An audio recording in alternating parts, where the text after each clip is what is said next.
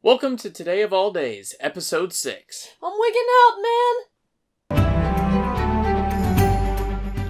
Hello everybody, today is May 26th, 2017, and we have a boatload of holidays to celebrate with you today. But first, the first holiday of today is... That's right, National Gray Day. So, everybody, if you have any gray clothing, or if you happen to see a random gray dog, go pet it. It's Gray Day. Or a gray tabby cat. Or a gray hound. Take a trip somewhere. But yes.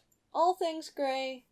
Today's the day. So if gray's your favorite color, seize the day. Go out there. Wear your gray with pride and say, today is my day. Well, that's enough of that. What do we have next up, Maria? Next up, today is also World Redhead Day. Oh, that explains it. Yeah. That explains it. Mm-hmm. Did you know that it's 1 to 2% of people are redheads? Really? Really, it's a very rare thing. So, if you are a redhead, just know that you are one of the more unique people in this entire world. And I know that there was kind of a thing where it was like redhead shaming, I guess it was. Yeah. You know, and it turned into a whole thing. But people will always make fun of what they're jealous of. Ooh, I know that's right. Hashtag diva, hashtag life. But yes, celebrate your red hair today. It is your day. Let it flow, let it down, shake it all around. Also, today is National Paper Airplane Day. Oh! Yes, it is. And so, I wanted to pose a question to you. Do you know the farthest a paper airplane has been thrown? The farthest? Are we talking feet or are we talking meters? Feet. Feet, okay. Feet. Okay. Oh my gosh, okay, like 172 feet. 172 feet. That's closer to the old record, but actually it was Joe Ayub, and he holds the record for throwing a paper airplane indoors, not outdoors, so it's the indoor record, 226 feet and 10 inches. You what? Yeah, it's about 3/4 of a football field. What? It was in a big aircraft hangar. Oh my god, Yeah. So what? Did he set up a bunch of fans and just... No. Catch the draft? No, just straight Really? dead air, just through it. What? Yeah. That's incredible. Good job, Ayub. So, if you're one of those people that you like to fiddle with things, I know now they have fidget spinners and everything like that, but let's go old school for a little bit. Grab you a good old piece of paper, fold that beast up, Yeah. turn it into something you can play with. And we're not talking about the paper airplane apps that they have these days. Try making one of those and slinging your iPad across the room. Yeah, right. I'd like to see that happen. So, I challenge you today to make the biggest paper airplane that you can make today. Get one of those big construction papers. Fold that sucker up. I'm talking big. Post some pictures. See what Yeah, happens. let us know what you come up with. Or, try to beat the world record. I would love to see somebody beat 226 feet. That's a long distance. Make sure you document it. Also, there are videos, and I'm pretty sure that he actually goes into detail on how to make the plane that set the record. Really? Like how to fold it. He goes into extreme precision and Wow. everything has to be exact. And I know when it comes So. to the creases, you gotta get something and crease those suckers down. Yeah. So, pretty interesting. But National Paper Airplane Day. So, enjoy that. What do we got next up, Maria? Next, it's National Wig Out Day. Oh, so you're just gonna, what? You're just having a normal day? Just coasting along? It's not a normal day. It's my Wig Out Day. Oh, so you wear a wig. Yes. Oh, okay. So you don't just go crazy. No, I mean, optional. craziness is optional. You know, I just happen to opt in every day. Checkbox. But, Wig Out Day, Mm-hmm. invented in 2006 by Kate and Alice Clark. They basically convinced the residents of Bellingham, Washington to wear wigs to work, just wear them all day, and at the end of the day, they had a big party. That actually sounds pretty fun. Yeah, and it's been growing and growing in popularity ever since. I wonder why we don't do that anymore. I feel like, as a community, we should have more events where it's like, hey, you know, everybody gets to do this one thing, and we all just have a massive party at the end of the day. Yeah. That sounds like it'd be really fun. Yeah, like turn casual Fridays into, like, a celebration. Yeah. That's one idea, and it's like, oh, this casual Friday, dress up like a cheesy tourist. Yeah, that'd be great. Know? Or dress up like you're going to Disney. Some people will show up with, like, the Mickey Mouse ears and stuff. Yeah. That'd be so cool. If you're in an office environment, looking at you. Also, I don't know if you knew this, but wigs actually date back to ancient Egypt. What? Yeah, it's crazy. They wore them to protect their scalp from the sun and to keep Oh. everything all nice and cool. But because they wore their hair cropped really short or shaved, right? Yeah. It's also interesting, instead of just having them all fancy and everything, how we have them and they just sit on our heads, Yeah. they actually had to secure them to their heads with some beeswax or some resin. What? Sometimes a little bit of both. Really? Yeah. Don't you have to, like, melt down resin? Yeah. Whoa. So it was a process, but they were fashionable. They were in there. Doing it nice. Well, today in history.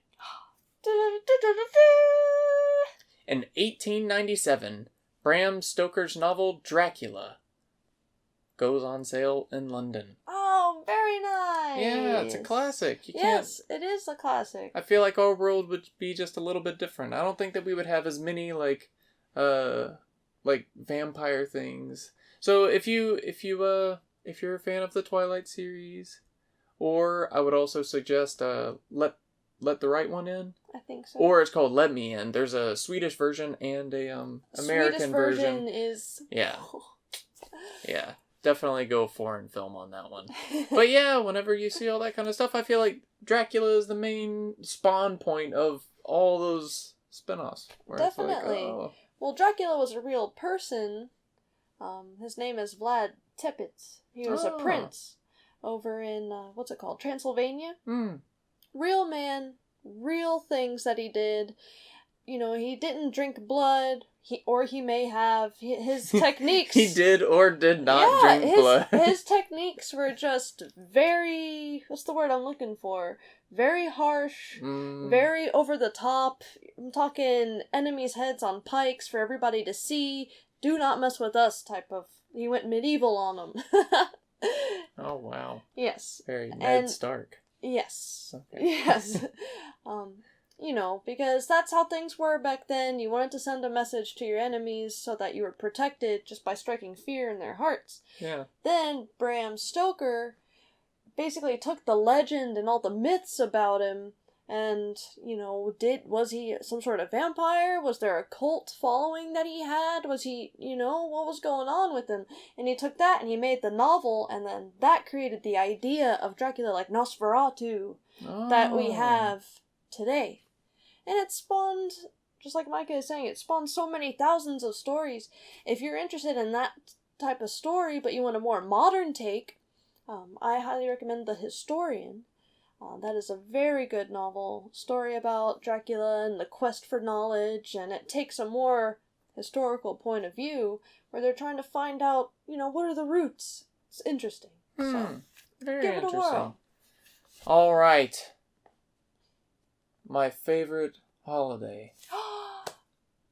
I mean, this one has a place deep in my heart. I'm so happy today is today. Deep in your heart. The only thing deep in your heart is cheesecake. That is exactly what I'm talking about. Oh! Today is National Blueberry Cheesecake Day. Woo! I am so extremely excited about this one. It's not funny. Cheesecake is hands down my favorite dessert that I will ever have.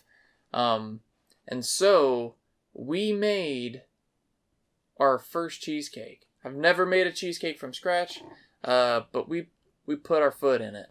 If you're from the South, you'll know that that's a good thing. But and here she is, first time cheesecake in all of her glory. oh man, I can't wait. So without further ado, we will get this going. We made just an original recipe, New York style cheesecake. Just because if you're gonna make a cheesecake for the first time, you want it to be a normal cheesecake. But we do have blueberries to place on top. And maybe next time we'll branch out into strawberry or blueberry cheesecake. I'm struggling. This thing is heavy, man. This isn't some kind of fake cheesecake. This is a legit cheesecake. There you go. Well, I'm going into this. Now, did you know that cheesecake actually dates back to ancient Greece? And it's not just made with cream cheese, as is what's popular with us here in the States, but it was also made with Neufchatel cheese, cottage cheese, and ricotta cheese. What? Who makes ricotta cheesecake?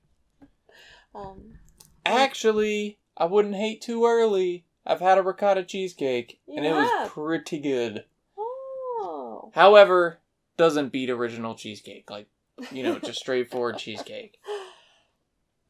And one of the first documented cheesecake recipes, back when cheesecake was called libum in the Roman culture, we're looking at 230 to 150 BC.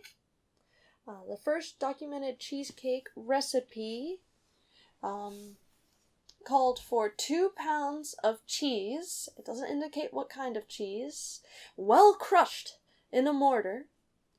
And when it is well crushed, add 1 pound of bread wheat flour, or if you want it to be lighter, just a half a pound. It is to be mixed with the cheese.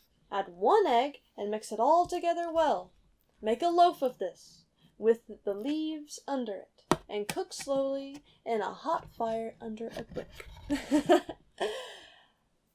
So it seems like some of the techniques might have changed over time. However, I'm sure that a cheesecake has been just as delicious as cheesecakes are today. Though I will say they use substantially less flour these days. This sucker only calls for, I believe, a 1/4 cup. Oh, I'm so excited. Oh, allow me to sprinkle the blueberry on top.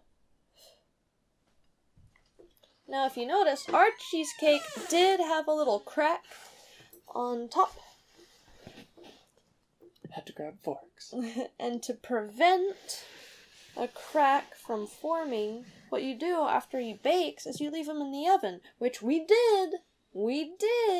But I think I opened the oven too many times, looking at its beauty. Aha! Greedy eyes call for cracked cheesecake pies. Like a cracked cheesecake, and I don't care. Without further ado, Bon appetit! Bon appetit, mon lobov.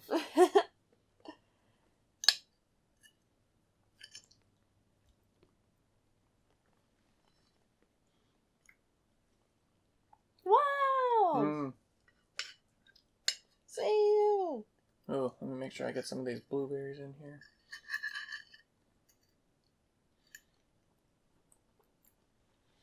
Good job, kid! That's so nice. It's weird. It's like it's like it wants to be fluffy, but then it's like really nice and thick. Oh, please, this is so good. Now that's the desired texture of cheesecake that you want. Look at that. Look at that. Oh, and this crust. Oh, so good. And the blueberries are delicious on it. I really like that. Oh, man. Well, guys, go either make a cheesecake But you gotta start early, because it's gotta cool for like 3 hours in the oven. Yeah, you're looking at like a 5-6 hour process total. Mm-hmm. Especially if it's your first time. But don't be shy. It doesn't require too many ingredients. Give it a whirl. It's pretty simple, too. Yes. And, if you want, show us some photos. Post some pictures. Let us see what you got. Let us see what your cheesecake game has to offer. But, until next time, we enjoyed having you guys, and we will have more holidays for you tomorrow. Yes. Bye-bye.